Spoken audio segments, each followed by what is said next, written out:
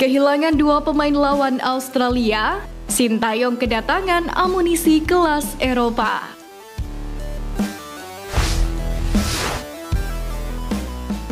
Kabar menarik datang dari skuad Garuda yang dipastikan kehilangan dua pemain usai mendapatkan kartu merah di laga perdana kontra Qatar. Kedua pemain tersebut adalah Ivar Jenner dan Ramadan Sananta. Ivar Jenner dipastikan akan absen dalam satu pertandingan melawan Australia karena mendapatkan dua kartu kuning. Sementara untuk melawan Yordania pada 21 April 2024, Ivar Jenner masih bisa bermain. Nasib berbeda pun harus dirasakan oleh Ramadan Sananta. Striker Persis Solo tersebut mendapatkan kartu merah langsung dalam pertandingan kemarin melawan Qatar. Alhasil Ramadan Sananta harus absen dalam dua pertandingan Timnas U23 Indonesia melawan Australia dan Yordania. Satu hal yang pasti, kekalahan kontroversial kontra Qatar menjadi cambukan bagi Timnas U23 Indonesia untuk tampil baik melawan Australia nanti. Apalagi skuad Garuda Muda kedatangan kekuatan baru yakni Justin Hubner.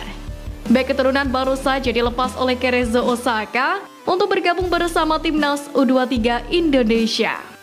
Justin Hubner sendiri dikabarkan telah bergabung dengan skuad Garuda Muda hari ini. Itu artinya ia memiliki satu hari untuk berlatih bersama sebelum menjalani pertandingan melawan Australia. Adapun Australia juga tidak akan tinggal diam begitu saja. Mereka juga membutuhkan kemenangan melawan Timnas U23 Indonesia yang demi menjaga asal lolos ke babak 8 besar. Karena sebelumnya Australia hanya bermain imbang tanpa gol melawan Yordania di laga perdana. Menariknya, pelatih Timnas Australia U23 Tony Fitmar sendiri antusias untuk menatap laga kontra Timnas Indonesia U23 di matchday kedua Grup A Piala Asia U23 2024 ini. Fitmar mewaspadai betul kekuatan skuad Garuda Muda dan menganggap laga tersebut menjadi ujian nyata bagi timnya.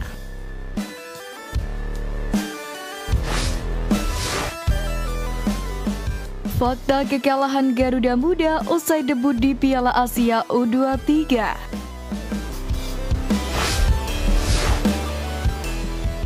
Pertama, kekalahan perdana Timnas Indonesia U23. Hasil kontra Qatar di laga pembuka Grup A Piala Asia U23 2024 menjadi kekalahan perdana bagi skuad Garuda Muda.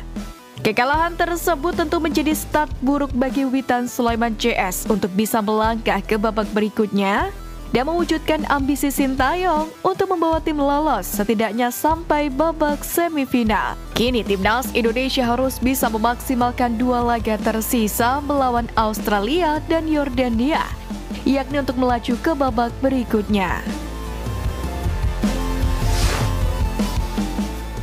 Kedua, unggul jumlah passing.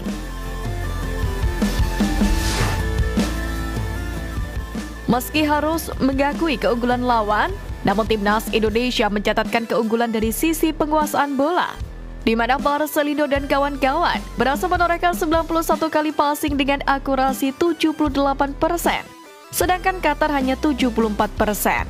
Menariknya, hal tersebut terjadi ketika Garuda Muda hanya bermain dengan 9 pemain setelah Ivar Jenner dan juga Ramadan Sananta terkena kartu merah. Selain unggul dari segi penguasaan bola, Timnas Indonesia juga unggul dari catatan pelanggaran.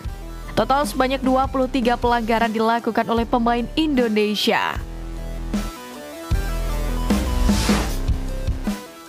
Ketiga, kontroversial dari wasit. Sosok wasit Nasrullah Kabirov menjadi sorotan setelah mengambil banyak keputusan kontroversial yang dinilai publik merugikan Garuda Muda. Sontak saja wasit asal Tajikistan tersebut mendapatkan kecaman dari banyak pihak di tanah air. Tak hanya dari pemain dan staf timnas, pengamat sepak bola seperti Coach Justin pun menegaskan bahwa wasit tersebut tak layak kembali memimpin pertandingan.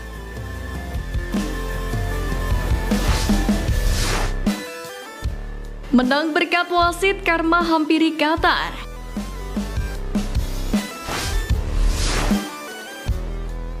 Timnas U23 Qatar harus menanggung akibat usai meraih kemenangan kontroversial atas Timnas Indonesia U23 di laga perdana penyisian Grup A. Hal itu tak terlepas dari dua pencetak gol mereka dalam laga ini, yakni Khaled Alisaba dan Ahmed Al-Rawi, dikabarkan mengalami cedera. Menyitat Qatar Tribun, kedua pemain bahkan diragukan tampil ketika Qatar menghadapi Yordania U23, tepatnya dalam matchday kedua grup A pada Kamis besok. Tak hanya itu, Qatar menjadi sorotan banyak pihak usai dianggap tidak fair sebagai tuan rumah turnamen. Sebut saja media ternama Korea Selatan Yonhap yang mengangkat artikel Sintayong dengan berjudul "Ini bukan sepak bola, pelatih timnas Indonesia Sintayong, dua pemain dikeluarkan karena wasit." Chosun memaparkan kronologi secara detail beberapa keputusan wasit Nasrullah Kabirov pada laga tersebut, termasuk kartu kuning kedua yang diberikan pada Ivar Jenner di babak kedua. Bahkan media non-olahraga seperti Daily News pun turut mengangkat artikel serupa dengan judul "Pelatih Sintayong mengkritik keputusan wasit setelah dua pemain diusir seperti komedi show." Kegeraman penggemar timnas Indonesia memang sampai ke Korea Selatan mengingat Sintayong memiliki pengaruh besar di negaranya. Sintayong tak hanya menjadi mantan pelatih timnas Korea Selatan, akan tetapi juga legenda hidup yang sangat diapresiasi di negaranya. Sintayong secara tegas mengungkapkan keberatannya atas kepemimpinan wasit malam itu.